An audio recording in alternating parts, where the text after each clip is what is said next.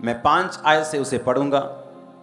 तुम्हारा मेमना निर्दोष और 1 वर्ष का नर हो, उसे चाहे भेड़ों में से लेना चाहे बकरियों में से, और इस महीने के 14वें दिन तक उसे रख छोड़ना। उस दिन गोधूली के समय इज़राइल की सारी मंडली के लोग उसे बलि करें। तब वे उसके लहू में से कुछ लेकर जिन घरों में मेमने को खाएंगे उनके द्वारों के दोनों अलंगों और चौखट के सिरों पर लगाएं, और वे उसके मांस को उसी रात आग में भूनकर अखमीरी रोटी और कड़वे साग पात के साथ खाएं। उसे सिर पैर आंतड़ियों समेत आग में भूज कर खाएं, कच्चा या जल में पकाकर कुछ ना खाएं। उसे सवेरे तक ना रहने दें, यदि कुछ बच भी जाए तो उसे आग में जला दें। उसके खाने की ये विधि है, कमर बांधे, पांव में जूती पहने, हाथ में लाठी लिए हुए उसे फुर्ती से खाना, वह तो यहोवा का पर्व होगा। इसकी 46 आयत को फिर मैं पढ़ूंगा। उसका खाना एक ही घर में हो, अर्थात तुम उसके मांस में से कुछ भी घर के बाहर ना ले जाना, और बलि पशु की कोई भी हड्डी ना तोड़ना। अपने हाथों को उठा, खुदाबंद से बात करो। परमेश्वर तेरा वचन मेरी जिंदगी में 100 गुना फलों को लेके आए। मांगो ऊंची आवाज में।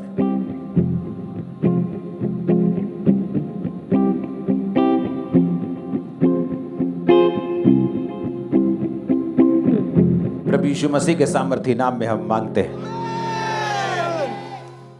लास्ट वीक है ये डिलीवरेंस का, और ये वर्ड अगर आपने सुना आप सेम नहीं होंगे। जस्ट अब ध्यान से सुनना। जब परमेश्वर ने इजरायलियों को छुटकारा देना था तो परमेश्वर ने कहा, तुम जब सारे चमत्कार परमेश्वर ने दिखा दिए तो परमेश्वर ने कहा अब फिरौन तुम्हें जाने देगा। तुम क्या करोगे? तुम एक मेमना लोगे अपने अपने घराने की गिनती के अनुसार, और उस मेमने को खाओगे। और खाओगे कैसे? मैंने तुम्हें बता दिया कि वो निर्दोष हो। उसे तुम आग में भूज कर कड़वे साग पात के साथ खाना। तो परमेश्वर ने एक विधि उनको दी। मैं ये वचन आपको क्यों दे रहा हूं, ये आपको आगे मालूम होगा। ये एक रोड मैप है आपकी लाइफ के डिलीवरेंस का। जब तक आपकी डिलीवरेंस, आपका छुटकारा, आपकी ब्लेसिंग जो परमेश्वर ने खास आपके लिए रखी है आपकी लाइफ में, जब तक वो नहीं आती, ऐसे बहुत से साल्वेशंस हैं जो आपकी लाइफ के साथ जुड़ी हुई हैं, जो आपकी लाइफ में एंटर नहीं कर पाती। ऐसी बहुत सी फिजिकल ब्लेसिंग्स हैं, ऐसी बहुत सी स्पिरिचुअल ब्लेसिंग्स हैं, जब तक आप इन छुटकारों में एंटर नहीं करते आपकी लाइफ में वो एंटर नहीं कर पाती। ऐसे बहुत से वेज है, रास्ते हैं जो परमेश्वर ओपन नहीं करता जब तक आप इस पैटर्न को फॉलो नहीं करते। अब जब परमेश्वर ने उनको छुड़ाना था तो परमेश्वर ने कहा तुम मेमने को खाना। जब तुम मेमना खा लोगे तो उसी रात को मैं उनके पहलोठों को मारूंगा और तुमको मैं आजाद कर दूंगा। अब परमेश्वर ने कहा जब तुम मेमना खाओ उसे वो निर्दोष हो। जब तुम मेमना खाओ तो उसे कड़वे साग पात के साथ खाना। क्या है कड़वा साग पात? आपकी सिन, आपकी पाप वाली जिंदगी, आपकी मिस्र की जिंदगी, मिस्र के वो दुख, वो ताने, वो बीमारियां, वो चीजें, परमेश्वर ने कहा उन्हें याद करना, और फिर उस कड़वे साग पात के साथ तुम परमेश्वर को खाना। उसे सिर पैर आंतड़ियों समेत खाना। सिर को अलग मत करना, पैर को अलग मत करना, ऐसे ही पूरा का पूरा रखना और उसे खाना। सिर कौन है? परमेश्वर ने कहा तुम कलीसिया क्या है? मेरा शरीर। मैं कलीसिया का क्या हूं? सिर हूं। अगर एक देह की उन्नति चाहती है कि शरीर की उन्नति हो, तो सब अंग अगर मिलकर काम करते हैं तो देह उन्नति पाती है। कोई बोलता है जी मुझे शुगर है क्योंकि मैं पतला होता जा रहा हूं, मेरी सेहत नहीं बन रही, मुझे शुगर है। क्यों शुगर है?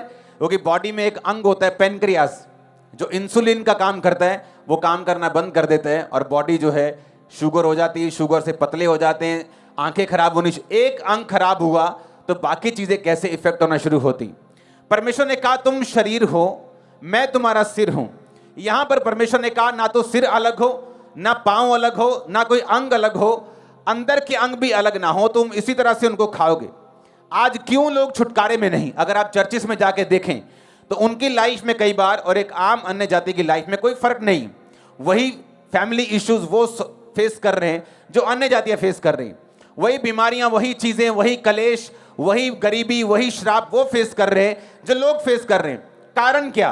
कारण यह है कि परमेश्वर ने आपको छुटकारा देने का एक तरीका बाइबल में बताया है, और इसीलिए परमेश्वर ने आपको पवित्र आत्मा दी है। इसलिए परमेश्वर ने आपको पवित्र आत्मा से भरे हुए लोग दिए हैं, आपको जीवित चर्चेस दी हैं जो आपको उन आत्मिक तरीकों के बारे में बताती हैं कि किस तरह से आपने उस छुटकारे को लेना है जिसके लिए परमेश्वर ने आपको अपने पास बुलाया। उसने आपको बंधन में रहने के लिए नहीं बुलाया, उसने आपको गरीब रहने के लिए नहीं बुलाया, बीमार रहने के लिए नहीं बुलाया, लेकिन हर एक आशीष को लेने का बाइबल में एक तरीका है। अब कलीसिया में अगर आप यहां बैठे क्योंकि आपकी जेठानी पीछे बैठी और आप यहां इसलिए हैं क्योंकि आप पीछे नहीं बैठना चाहते, तो इसका मतलब यह है आप प्रभु भोज को सही रीति के साथ अपनी जिंदगी में ले नहीं रहे। मैंने चर्चिस फॉरेन में देखी, 40 लोग हैं चर्च में और 4 पार्ट में चर्च बटी हुई, 40 लोगों में 4 धड़े।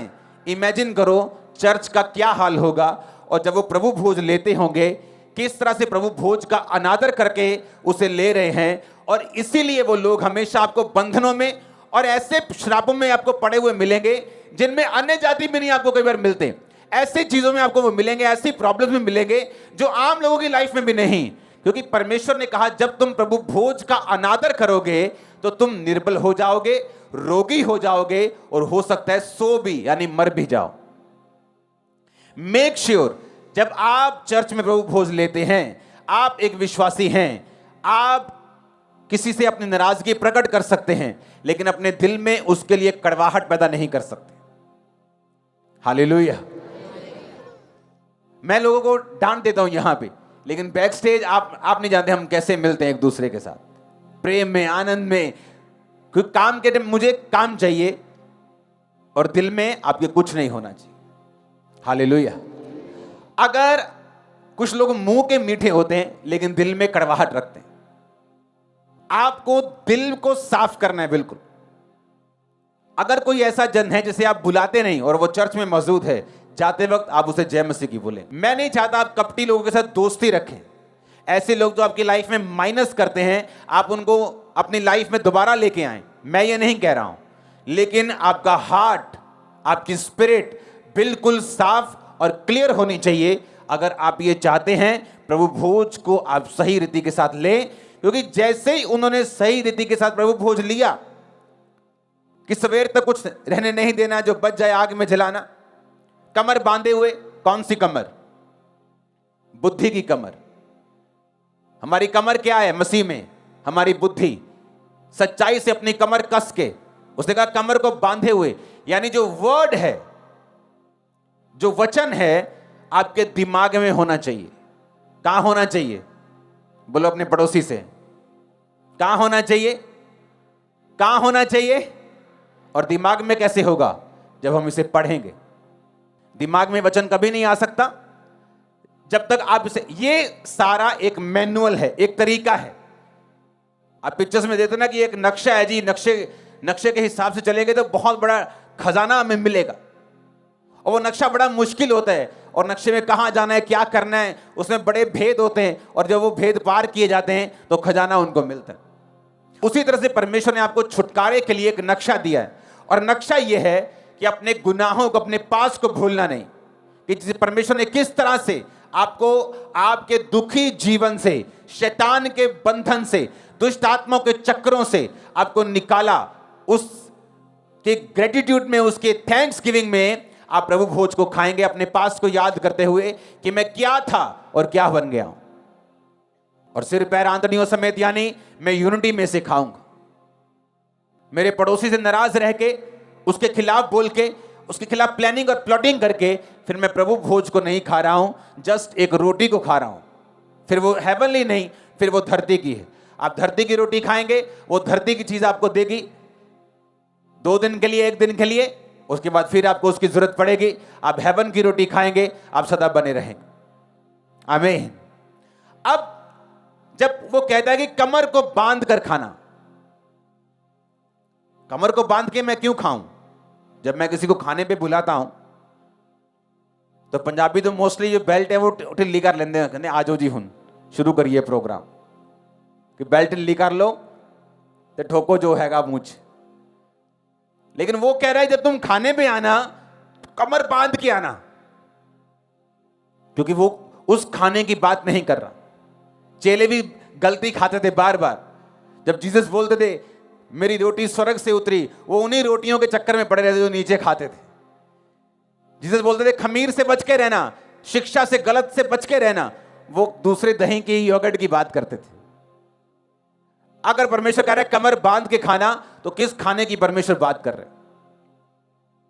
उसने कहा कमर को बांध कर खाना। जब आप किसी को खाने पे इनवाइट करते हो, आप ये नहीं बोलते भाई साहब अपनी कमर अच्छी तरह से कस लो और फिर खाते हैं। वो बोलेगा जरूर मुझको कम खिलाना चाहता है तू, तेरे पास खाने की कमी है, तो इसलिए बोलते कमर बांध के खाता कि थोड़ा खा के तेरा पेट भर जाए।